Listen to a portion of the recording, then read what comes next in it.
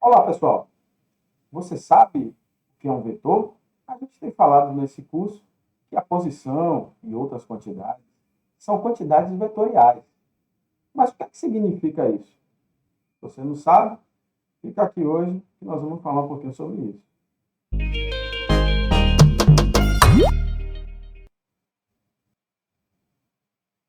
Bem, vetores são elementos que vão formar um conjunto. Esse conjunto ele vai ser chamado de espaço vetorial. O vetor, dentro da matemática, vai ser um elemento abstrato, que ele pode se concretizar de diferentes maneiras, utilizando diferentes objetos matemáticos. Mas esse espaço vetorial, para ser um espaço vetorial, os elementos eles devem satisfazer algumas relações, que são definidas a partir de operações que eles devem satisfazer. Bem, essas relações são 8. Nós vamos chamar dos 8 postulados, dos 8 axiomas, que vão definir um espaço vetorial. O primeiro deles está relacionado à associatividade da soma entre esses elementos. Então, se eu tenho a soma de um vetor UV mais um vetor W, ele tem que ser igual à soma do vetor U mais do vetor V mais W. O segundo postulado fala sobre a comutatividade da soma entre esses elementos. U mais V tem que ser igual a V mais U. O terceiro vai falar sobre a existência de um vetor nulo. E esse vetor nulo pertence ao espaço vetorial V. E ele é definido de tal forma que, se eu somar ele qualquer outro vetor deste espaço, o resultado é o próprio vetor U que eu somei ao vetor nulo. O quarto vai postular a existência de um vetor oposto, que também pertence ao espaço vetorial. E assim sendo, a soma de um vetor 1 com a soma do vetor oposto de U vai dar o vetor nulo.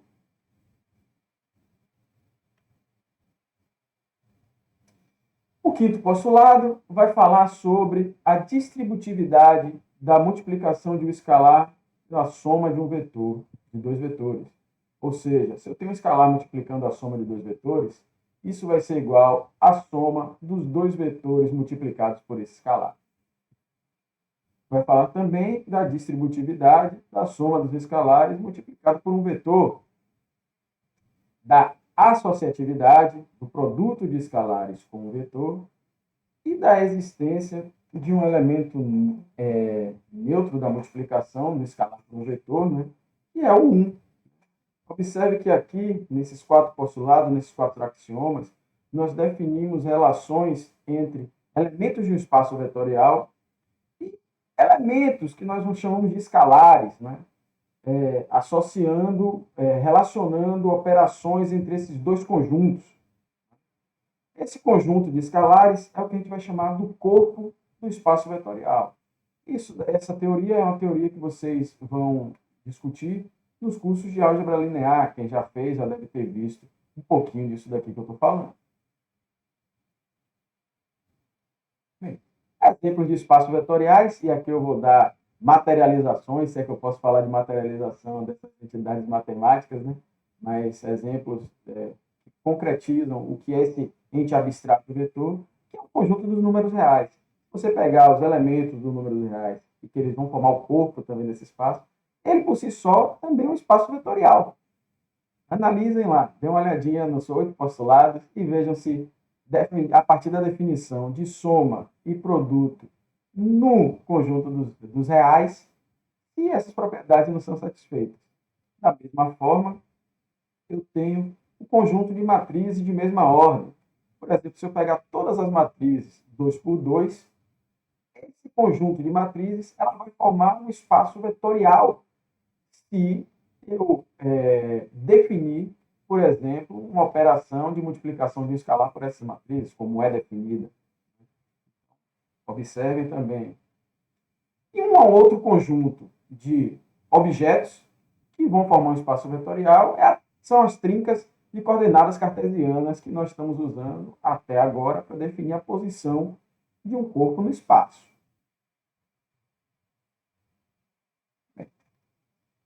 Como é que eu defino a soma de vetores no espaço tridimensional?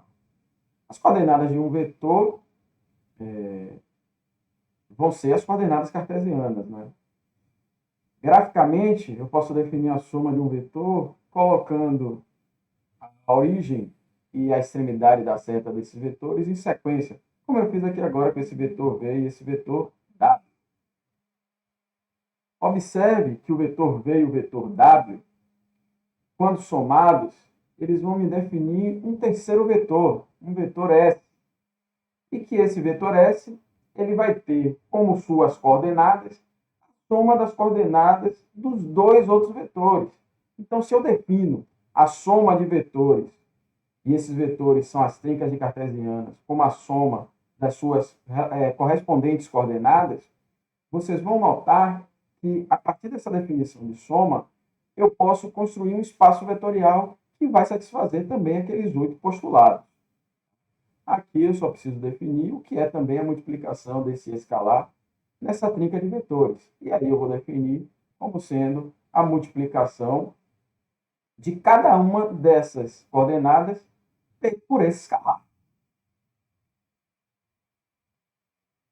Uma coisa interessante que a gente deve observar dentro do espaço vetorial é que a soma desses vetores me dá um outro vetor.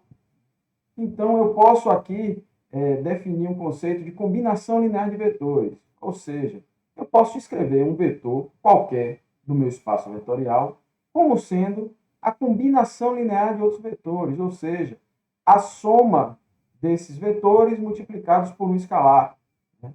E aí aqui eu estou definindo um vetor S dado pela combinação linear dos vetores V1, V2, Vn até Vn, sempre multiplicados por um escalar, que pode ser o valor 1, qualquer valor, dentro do corpo dos escalares, que aqui vai ser o corpo dos reais.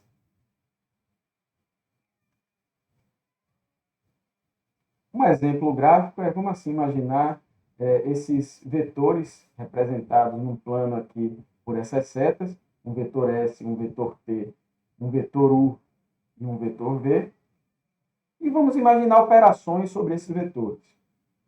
Uma primeira operação é somar o vetor T, U e V. Quando eu faço essa soma, ou seja, quando eu ligo a extremidade da seta à origem da outra seta, que representa esse vetor, eu tenho que o meu vetor resultado, o meu vetor soma desses 3 vetores, é o vetor S. Então, eu posso escrever um vetor S, uma combinação linear desses 3 vetores. Mas isso não é a única maneira de eu fazer uma combinação linear do vetor S.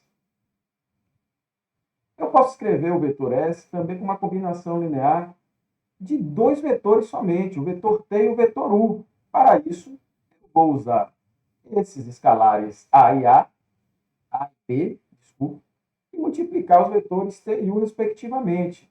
Observe que o resultado, então esses vetores aqui, A vezes T, B vezes U, e que o resultado dessa soma é o próprio vetor S.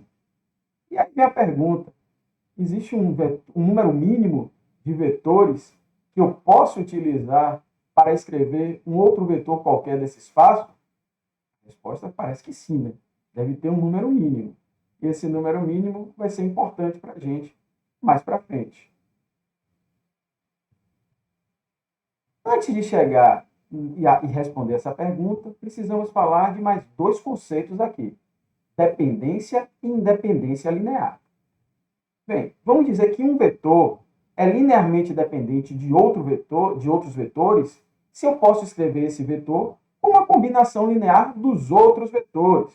E aí são alguns exemplos que a gente já viu aqui anteriormente, não é?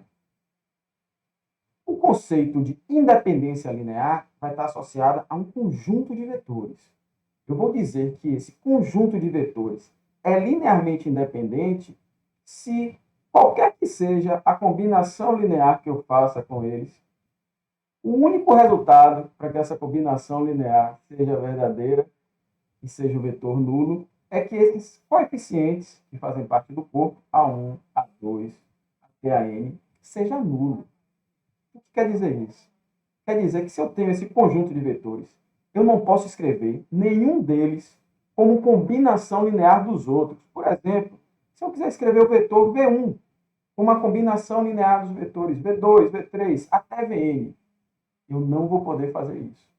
Então, se eu pegar aqui esse termo e passar para o outro lado, e dividir todo mundo aqui por A1, ou não, vamos deixar A1 aqui mesmo, vocês vão entender já por quê. A única forma dessa igualdade ser verdadeira é se todos os coeficientes for nulo, já que V1 não pode ser escrito como uma combinação linear dos outros vetores, tá bom? E aqui, dois exemplos, né? Se eu pegar aqueles mesmos vetores que a gente veio trabalhando anteriormente e querer escrever T em função de U, eu vou perceber que eu não posso fazer isso. Então, eu digo que T e U é um conjunto de vetores que é linearmente independente. A partir desses conceitos de linear e dependência e independência, a gente pode definir o que nós vamos chamar de uma base desse espaço vetorial. Então, seja um conjunto de vetores V1, V2 até Vn. Nós vamos dizer que esse conjunto de vetores, eles formam uma base do espaço vetorial, se eles são linearmente dependentes, e se esse conjunto gera todo o espaço vetorial V, ou seja, eu posso escrever qualquer vetor do espaço V com uma combinação linear desses vetores.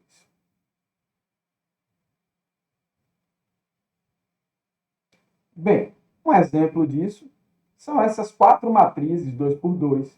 Eu posso escrever qualquer outra matriz 2 por 2 a partir da combinação linear dessas quatro primeiras matrizes.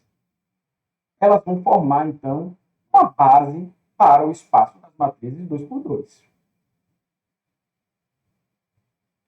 A dimensão do espaço, então, vai ser definida como o número de vetores que constituem do espaço vetorial. Então, assim, o nosso espaço cartesiano da mecânica quântica, o nosso espaço cartesiano da mecânica clássica, eu vou precisar de 3 vetores para poder escrever qualquer outro vetor nesse espaço. Esses 3 vetores vão formar uma base do meu espaço tridimensional. Em um plano, eu preciso somente de 2. No espaço físico, vou precisar de 3. Aqui estão algumas referências que nós utilizamos. Um livro bastante utilizado nos cursos de álgebra linear, um livro do professor Prime, e usei também um pouquinho das notas de aula do professor Mário Bertini nessa disciplina dada em semestres anteriores. Bem, pessoal, falamos um pouquinho sobre o conceito de espaço vetorial. Falamos de forma bem genérica, bem rápida, não é objetivo fazermos um curso de álgebra linear. Mas o entendimento desses postulados e do que é uma quantidade vetorial é importante dentro da teoria mecânica, já que boa parte das quantidades que nós vamos estar tratando nesta teoria são quantidades vetoriais, como você já sabe. Espero que vocês tenham gostado desse vídeo. Nos vemos no próximo, então, e até lá!